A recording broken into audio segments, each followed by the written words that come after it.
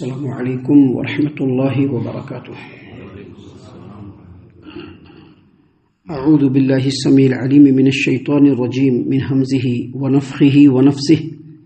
بسم اللہ الرحمن الرحیم۔ انا نحن نحیی الموتى ونکتب ما قدموا وآثارهم وکل شیء احصیناہ فی امام مبین۔ بلا شبہ ہم ہی مردہ کو زندہ کریں گے، ہم ہی مردوں کو زندہ کریں گے، اور جو اعمال وہ آگے بھیج چکے ہیں انہیں ہم لکھ رہے ہیں، اور ان کے آثار یعنی نشانات قدم کو بھی لکھ رہے ہیں، اور ہم نے ہر چیز کو واضح کتاب میں محفوظ کر رکھا ہے۔ معزز سامعین اکرام، سورہ یاسین سورہ نمبر 36 اور اسی صورت سے آیت نمبر 12 ابھی آپ کے سامنے تلاوت کی گئی۔ بفضل اللہ، بعون اللہ، بتوفیق اللہ، آیت کریمہ کا ترجمہ بھی آپ تمام کی خدمت میں پیش کیا گیا۔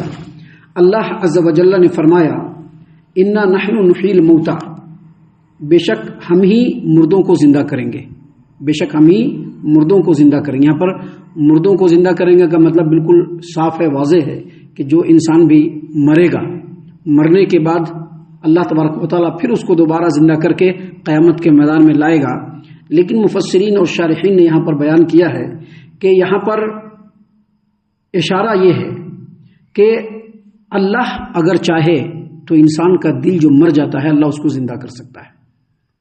انسان کا دل کفر سے، شرک سے، گناہوں سے، دوسری بدعملیوں کی وجہ سے جو مر جاتا ہے، اللہ تبارک و تعالیٰ اگر چاہے تو اس کو زندہ کر سکتا ہے۔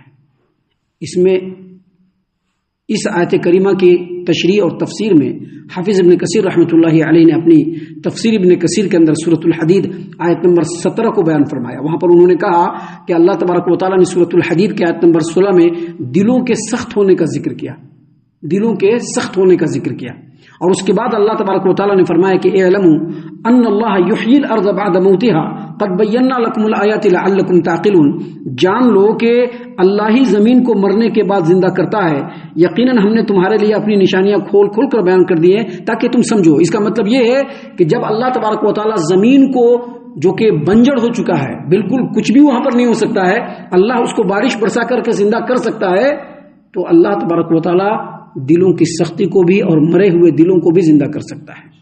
اس سے یہ پتہ چلا کہ اگر کسی انسان کو چاہیے کہ اس کا دل زندہ ہو تو اس کو چاہیے کہ اللہ تبارک و تعالیٰ کی طرف سے نازل کی ہوئی بارش یعنی وحی الہی، اللہ تبارک و تعالیٰ کا کلام اور نبی کے فرمان سے اپنے دلوں کو سیراب کرے۔ جس قدر سیراب کرے گا دلوں کے اندر اتنی ہی زیادہ حیات آئے گی۔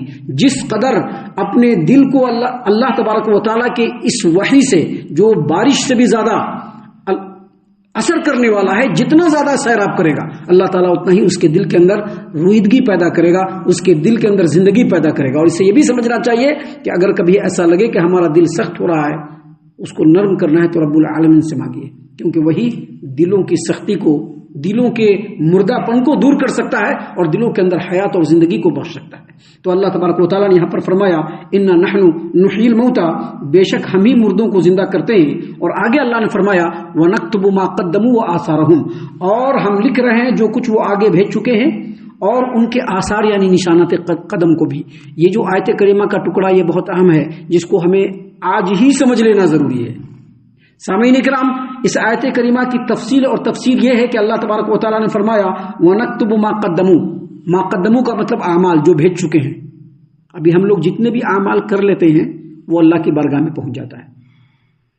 ہم نے اچھا عمل کیا وہ بھی اللہ کی بارگاہ میں پہنچتا ہے، اور ہم نے اگر غلط عمل کیا تو وہ بھی اللہ کی بارگاہ میں پہنچتا ہے۔ تو اللہ تبارک و تعالیٰ نے فرمایا کہ وَنَكْتُبُ مَا قَدَّمُوا، ہم ان کے اعمال بھی لکھ لیتے ہیں جو انہوں نے سر انجام دیے، وَآثَارَهُمْ، اور ان کے نشانات کو بھی جو انہوں نے پیچھے چھوڑے۔ انسان کے نامہ اعمال میں 3 طرح کا مینشن ہوتا ہے، اندراجات ہوتے ہیں، 3 طرح کا، 3 باتیں لکھی جاتی ہیں۔ ایک یہ جو کچھ وہ عمل کرتا ہے اچھا یا برا اس کو لکھ لیا جاتا ہے۔ دوسرا اس کے اچھے اور برے عمل کے بعد اس کے جو اثرات اس کے جسم پر، اس کے اعضاء اور جوارح پر یا زمین پر یا فضا میں مرتسم ہوتے ہیں، اللہ تبارک و تعالیٰ اس کو بھی لکھوا لیتا ہے۔ آپ کو پتا ہوگا، آپ نے سنا ہوگا قرآن کریم میں اذا زلزلت الارض زلزالها، اس میں ہے اللہ تبارک و تعالیٰ زمین کو بولے گا، ابھی مسجد ہے نا، مسجد کے اندر آپ اس جگہ بھی نماز پڑھیے، اس جگہ بھی نماز پڑھیے، وہاں بھی نماز پڑھیے، ہر جگہ پہ نماز پڑھیے، جہاں پر نماز پڑھیے گا وہ زمین قیامت کے دن گواہی دے گی. اس کو کہتے ہیں آثار. آثار کا ایک مفہوم ہے یہ، اور اس کا دوسرا مفہوم یہ بھی ہے کہ جو بھی ہم عمل کرتے ہیں اس کے اثرات ہمارے بعد جو چھوٹے، اللہ تبارک و تعالیٰ اس کو بھی لکھوا لیتا ہے. اچھا عمل ہے تو اچھا اس کا بدلہ ملتا رہے گا اس کے مرنے کے بعد بھی، اگر برا عمل ہے تو اس کے برائی کا بدلہ بھی اس کو ملتا رہے گا. یہ ہے تیسری چیز، یعنی انسان جو کچھ عمل کرتا ہے اچھا یا برا، اس کے مرنے کے بعد اگر اس کے اثرات باقی رہ گئے تو اللہ تعالیٰ مرنے کے بعد بھی اس کا اجر و ثواب یا اس کا گناہ اس کے نامہ اعمال میں اللہ تعالیٰ اندراج فرماتا رہتا ہے. سامعین کرام، مثال کے طور پر ایک آدمی جو ہے کتاب لکھتا ہے، کتاب بڑی اچھی ہے، لوگوں کے درمیان گئی، لوگوں نے پڑھتا رہا، اس کے مرنے کے بعد بھی وہ کتاب پڑھی گئی، جیسے تفسیر ابن کثیر ہے کہ نہیں، مرنے کے بعد بھی پڑھی جا رہی ہے حافظ ابن کثیر کے، یا جیسے امام بخاری رحمۃ اللہ علیہ کی صحیح البخاری ہے، یا محدثین کی دوسری حدیث کی جو کتابیں ہیں، یا اہل علم جو بھی کتابیں لکھی ہیں ان کو ان کے مرنے کے بعد بھی لوگ پڑھ رہے ہیں، پڑھا جا رہا ہے، اس سے فائدہ اٹھا رہے ہیں، یا کوئی عالم لوگوں کو علم سکھا رہا ہے اور اس علم کا جو اثر ہے اس کے مرنے کے بعد بھی چل رہا ہے، لوگ ایک دوسرے سے سیکھتے جا رہے ہیں. یا پھر کسی آدمی نے بدعت، خرافات، شرکیہ رسم و رواج کو لوگوں میں شروع کیا، رائج کیا، اور اس کے مرنے کے بعد بھی وہ چل رہا ہے. ان تمام کا اچھا یا برا اجر و ثواب اس کو اس کے زندگی میں بھی ملے گا اور اس کے مرنے کے بعد بھی ملتا رہے گا. اللہ نے اسی چیز کو فرمایا، وَنَكْتُبُ مَا قَدَّمُوا وَآثَارَهُمْ، جو کچھ وہ اعمال لکھ لیتے ہیں جو انہوں نے خود سر انجام دیے ہیں اس کا بھی بدلہ ان کو ہم لکھ لیتے ہیں، اور جو کچھ اس کے اثرات ان کے بعد باقی رہ جاتے ہیں اس کو بھی لکھ لیا جاتا ہے. جیسا کہ حدیث ہے نبی کریم صلی اللہ علیہ وسلم کی، صحیح مسلم کتاب الزکات حدیث نمبر 1017، نبی کریم صلی اللہ علیہ وسلم نے فرمایا، جس نے اسلام سے باہر نہیں، جس نے اسلام میں کوئی اچھا طریقہ ایجاد کیا، جس نے اسلام میں کوئی اچھا طریقہ ایجاد کیا تو اس کو اجر و ثواب ملے گا، اور ان لوگوں کا بھی اجر و ثواب ملے گا جو اس طریقے پر عمل کر رہے ہیں، اور عمل کرنے والوں کے اجر و ثواب میں بھی کمی نہیں ہوگی.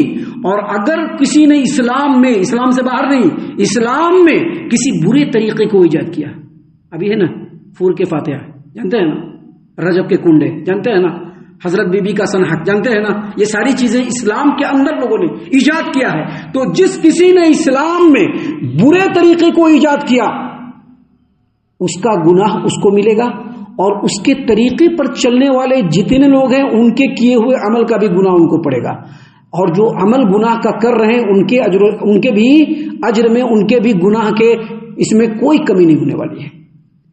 سامعین کرام، اس سلسلے میں ایک اور روایت ہے، صحیح مسلم کتاب الوصیہ حدیث نمبر 1631 نمبر کی روایت ہے، نبی کریم صلی اللہ علیہ وسلم نے فرمایا، اذا مات الانسان انقطع عنہ عملہ، جب کوئی انسان مر جاتا ہے تو مرتے ہی اس کا عمل وہاں سے ڈسکنیکٹ ہو جاتا ہے. ابھی نماز پڑھتا رہا زندگی بھر، جیسے ہی مرا عمل ڈسکنیکٹ ہو گیا، جو ثواب تھا اس کا اسٹاک میں چلا گیا. صدقہ و خیرات کیا تھا، جیسے ہی مرا ختم ہو گیا. دوسری نیکیاں تھی، جیسے مرا ختم ہو گیا، اس کا اجر و ثواب اسٹاک میں چلا گیا. الا من ثلاثۃ، لیکن تین چیز ہے جس کا اجر و ثواب اس کو ملتا رہے گا. من صدقۃ جاریۃ، ایک آدمی مسجد بنوا گیا ہے کہ نہیں، ایک آدمی مسجد بنوا گیا، اب مسجد میں نماز پڑھ رہے ہیں، توحید کی بات ہو رہی، تعلیم ہو رہی ہے، قیامت تک جب تک ہوتی رہے گی اس کا اجر و ثواب اس کو بھی ملتا رہے گا، اور کرنے والے کے اجر و ثواب میں بھی کمی نہیں ہوگی. بات سمجھ رہے ہیں نا؟ فلم انڈسٹری کھول دیا، انڈسٹری کھولنے والے نے، کس نے کھولا ہوگا اللہ عالم، ہم کو تو نہیں معلوم ہے، لیکن جتنا گناہ ہو رہا ہے وہ جو شروع کرنے والا ہوگا ہر کے گناہ کا بوجھ اس کے اوپر ڈالا جائے گا، اور یہ جو گناہ کرنے والے ہیں اس کے بوجھ میں بھی کمی نہیں ہوگی. الا من صدقۃ جاریۃ کا یہ مطلب ہے، نکتب ما قدموا وآثارهم کا یہی مطلب ہے. ایک مطلب یہ بھی ہے کہ جو عمل ہوگا چاہے اچھا یا برا، اس کے مرنے کے بعد بھی اس کا اجر و ثواب یا گناہ جس نے شروع کیا اس کے اوپر پڑتا رہے گا. نبی کریم صلی اللہ علیہ وسلم نے اسی بات کو فرمایا کہ انسان جیسے ہی مرتا ہے اس کے عمل اس سے ڈسکنیکٹ ہو جاتے ہیں، لیکن تین طرح کے اعمال ڈسکنیکٹ نہیں ہوتے، جس میں ایک صدقہ جاریہ، اور دوسرا اولاد صالح یدعو له، یعنی نیک بچہ. یہ دنیا دار بچہ نہیں، ہم لوگوں کا بچہ یا ہم لوگ بچے دنیا دار ہیں، ہم لوگوں کو صرف دنیا چاہیے. ہمارے بچوں کو تو یہ بھی معلوم نہیں کہ باپ کے لیے کیسے دعا کرنا ہے اور ماں کے لیے کیسے دعا کرنا ہے. معلوم ہے کیا؟ نہیں معلوم. اور ہم لوگوں نے بھی نہیں سکھایا. بعض لوگوں نے سکھانے کی کوشش کی لیکن بچے نہیں سیکھے بچے. نیک بچہ جو اپنے ماں باپ کے لیے دعا کرے، اس کی بڑی تفصیل اور تفسیر ہے جو ہم یہاں پر بیان نہیں کر سکتے. لیکن اگر نیک اولاد اپنے پیچھے چھوڑا ہے اور وہ اپنے باپ ماں کے لیے دعا کر رہا ہے، اس کا بھی اجر و ثواب اس کو ملتا رہے گا. اور تیسرا علم ينتفع به، ایک علم ہے جس سے اس کے مرنے کے بعد بھی لوگ فائدہ اٹھا رہا ہے. جیسا کہ میں نے بتایا کتاب یا بہت سارے کلپس بڑے بڑے علماء کرام کی ہیں جس سے لوگ سنتے ہیں، فائدہ اٹھاتے ہیں کہ نہیں اٹھاتے؟ مرنے کے بعد بھی اس کا اجر و ثواب ملتا رہے گا اس کو. تو سامعین کرام یہ ہے وَنَكْتُبُ مَا قَدَّمُوا وَآثَارَهُمْ کہ ہم ان عمل کو لکھ لیتے ہیں جو انہوں نے خود سر انجام دیے اور ان کے نشانات کو بھی. اور اہل علم یہ بھی کہا ہے کہ نشانات سے مراد نشانات قدم. ابھی ہم میں سے ہر ایک کی چاہت ہوتی نہیں کہ مسجد کے بازو میں گھر رہے، حالانکہ مسجد کے بازو میں بھی گھر ہونے کے بعد کوئی فائدہ نہیں ہے. مسجد کے بازو میں بھی گھر ہے لیکن پھر بھی نماز نہیں ہے. بھی ہم لوگوں کا تو یہ حشر ہے، ہم لوگوں کی یہ استھتی اور سچویشن ہے، اتنی گری ہوئی سچویشن ہے ہماری کہ مسجد کے بازو میں جگہ ہے اور گھر ہے پھر بھی مسجد کے اندر نہیں ہے. لیکن یہاں پر وَنَكْتُبُ مَا قَدَّمُوا وَآثَارَهُمْ کا مطلب آدمی مسجد میں جہاں سے بھی آتا ہے اس کا اجر و ثواب اس کو لکھا جاتا ہے. اس کے لیے بطور نمونہ ہم ایک حدیث آپ کے سامنے پیش کرتے ہیں. صحیح مسلم کتاب المساجد حدیث نمبر 665 مشہور و معروف حدیث ہے. بنو سلمہ ایک قبیلہ ہے جو مسجد نبوی سے بہت دور تھا. مسجد نبوی سے بہت دور تھا، ہے کہ نہیں؟ 2 دن شبیر بھائی نہیں رہیں گے تو ان کا بچہ سب بھی نہیں کرے گا نماز پڑھنے. 2 دن ہم نہیں رہیں گے تو ہمارا بچہ سب بھی نہیں آئے گا، ہے کہ نہیں؟ لوگ مسجد کے بازو میں آتے ہیں کہ بچہ جائے گا نماز پڑھنے، خود نماز نہیں پڑھنے آئیں گے تو آپ کے بچے خاک نماز پڑھنے کے لیے آئیں گے. خود ہم نماز پڑھنے نہیں آئیں گے تو ہمارے بچے خاک نماز پڑھنے کے لیے آئیں گے. مسجد کے بازو میں گھر ہے پھر بھی رکعتیں چھوٹتی ہے. یہ بہت ہی افسوسناک بات ہے. یہ بنو سلمہ جو مسجد نبوی سے دور دراز کے علاقے میں تھے، چل کر کے آتے تھے. 1.25 گھنٹے سے زیادہ ان کو وقت لگتا تھا 1.25 گھنٹہ چل کے آنے میں. اور اس زمانے میں آج کل کی طرح سے سڑکیں نہیں پکی. مسجد نبوی کے بازو میں کچھ جگہیں خالی ہوئی، کچھ گھر خالی ہوئے تو انہوں نے دل میں ارادہ کیا کہ نبی کریم صلی اللہ علیہ وسلم سے بات کریں گے کہ اللہ کے رسول صلی اللہ علیہ وسلم بہت دور سے آتے ہیں، بازو میں شفٹ ہو جائیں گے. نبی کریم صلی اللہ علیہ وسلم کو جب یہ بات معلوم ہوئی تو نبی کریم صلی اللہ علیہ وسلم نے بنو سلمہ جو نماز کے لیے آئے ہوئے تھے کہا کہ یا بنی سلمہ، اے بنو سلمہ، مجھ کو پتا چلا ہے کہ تم لوگ مسجد کے قریب میں شفٹ ہونے والے ہو. کہا کہ ہاں اللہ کے رسول صلی اللہ علیہ وسلم ہمارا ایسا ہی ارادہ ہے. تو نبی کریم صلی اللہ علیہ وسلم نے فرمایا یا بنی سلمہ دیارکم تکتب آثارکم دیارکم تکتب آثارکم. دیارکم ایک بار نہیں کہا، 2 بار کہا. دیارکم تکتب آثارکم، دیارکم تکتب آثارکم. اپنے گھر کو لازم پکڑو، وہاں سے جو آؤ گے ہر قدم پر اللہ تبارک و تعالیٰ تمہارے قدموں کو لکھے گا.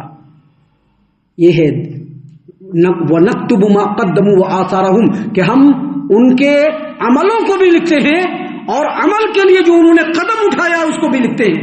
حافظ ابو جعفر ابن جریر طبری رحمۃ اللہ علیہ تفسیر الطبری کے اندر لکھتے ہیں کہ امام قتادہ رحمۃ اللہ علیہ نے فرمایا کہ اے آدم کے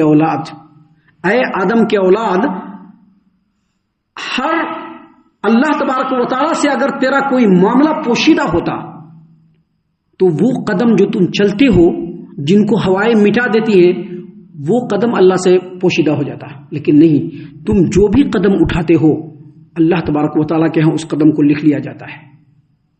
لہذا تم یہ کوشش کرو کہ تمہارا عمل، تمہارا قدم کس چیز کے لیے اٹھے؟ نیکی کے لیے اٹھے. تمہارا ہر قدم جو نیکی کے لیے اٹھتا ہے اللہ اس کو بھی لکھ لیتا ہے. تمہارا ہر قدم جو برائی کے لیے اٹھتا ہے اللہ اس کو بھی لکھ لیتا ہے. فجر میں اٹھ کر کے یہاں آنے کے لیے نہیں ہے، لیکن 3 بجے اگر کہیں نکلنا ہوگا ہر کوئی نکل جائے گا. یہ نہیں آنے والا قدم اور وہ جو جانے والا قدم ہے اللہ اس کو بھی لکھ رہا ہے. یاد رکھیے گا، یہ مت سوچیے گا کہ شیخ ایسا ہی بول رہے ہیں چپ کے. کسی سے مجھ کو کوئی دشمنی نہیں ہے، لیکن مسلمانوں کی جو حالات ہیں ان کو دیکھ کر کے بولنا پڑتا ہے. ہمارے جو حالات ہیں ہم کو دیکھ کر کے بولنا پڑتا ہے. یہ ہے بنو سلمہ جو قریب میں آنا چاہتے تھے لیکن نبی صلی اللہ علیہ وسلم نے کہا کہ دور ہی رہو. کیوں؟ کیونکہ ان کا انٹینشن نماز پڑھنا تھا.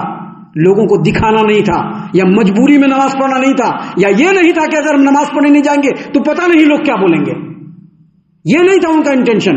ان کا انٹینشن تھا نماز پڑھنا. جیسے ہی نبی صلی اللہ علیہ وسلم نے کہا کہ دیارکم تکتب آثارکم، دیکھو تم اپنے گھر کو لازم پکڑو، تم وہاں سے آؤ گے، ہر قدم پر اللہ تبارک و تعالیٰ تمہارے لیے نیکی لکھے گا اور تمہارے گناہوں کو معاف کرے گا اور اس قدم کو اللہ تعالیٰ کاؤنٹ کرے گا. ان لوگوں نے اپنے گھر کو ہی لازم پکڑ لیا. تو اللہ تبارک و تعالیٰ نے اسی بات کو یہاں پر بیان فرمایا، وَنَكْتُبُ مَا قَدَّمُوا وَآثَارَهُمْ، اور ہم لکھ رہے ہیں جو کچھ وہ آگے بھیج چکے ہیں اور ان کے آثار یعنی نشانات قدم کو بھی. اور پھر اللہ عز و جل نے سب سے آخر میں اس آیت کریمہ میں کہا کہ وَكُلَّ شَيْءٍ أَحْصَيْنَاهُ فِي إِمَامٍ مُبِينٍ، ہم ہر چیز کو کتاب روشن میں محفوظ کر رکھا ہے. یہاں پر امام مبین سے مراد کتاب روشن ہے، لیکن امام مبین سے مراد دو باتیں ہیں. ایک یہ کہ اللہ تبارک و تعالیٰ نے پورے کائنات کو کتاب مستور میں جو لوح محفوظ ہے اس میں اللہ تبارک و تعالیٰ نے لکھ دیا ہے، جس کو ام الکتاب بھی کہا گیا ہے اور کتاب مکنون بھی کہا گیا ہے. اور اس کا دوسرا مطلب یہ ہے کہ انسان کے جو نام اعمال ہے اس میں ہر چیز لکھا جاتا ہے.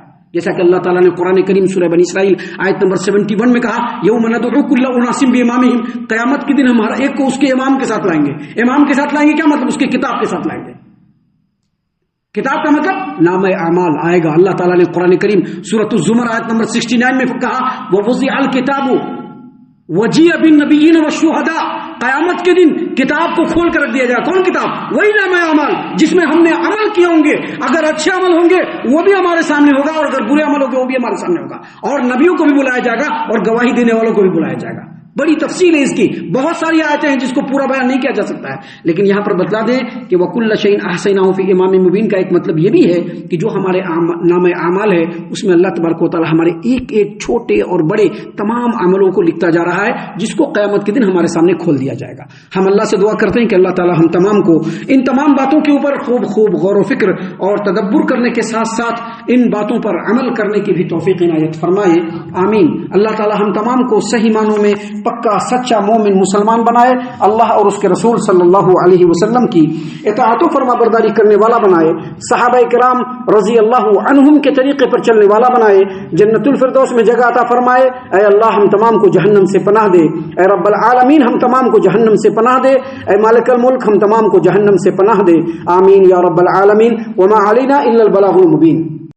تبارك الذي نزل الفرقان على عبده ليكون للعالمين نذيرا.